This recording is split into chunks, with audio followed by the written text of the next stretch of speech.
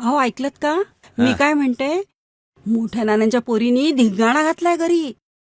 का? काय केलं? अहो पळून गेली. कोणत्या तरी परजातीच्या पोराबरोबर पळून जाऊन लग्न केलं तिथं. आई, शीतल मावशी का ग? तीच ती ग. नानींचा मोठा विश्वास होता तिच्यावर. कुटुंबात सगळ्यात जास्त तिला शिकवलं. पण काय उपयोग झाला? सगळं फुकट गेलं. असं कसं फुकट गेलं? कसं फुकट कसं गेलं? अगं मृण्मयी, शीतलने पळून जाऊन लग्न केलं मान्य आहे, पण तिनेही आपल्या भविष्याचा काही विचार केला असेल की नाही? पळून जाऊन लग्न केलं म्हणे. उलट मला मान्य आगाऊपणा केला, पण संस्कार विसरली नाही ती. हा असा? हा असं म्हणजे? तो मुलगा कोण आहे, काय करतो, किती पगार आहे, किती शिकलाय, काय माहितीये तुला? मग तू कशी म्हणू शकतेस की तिने चूक केली म्हणून?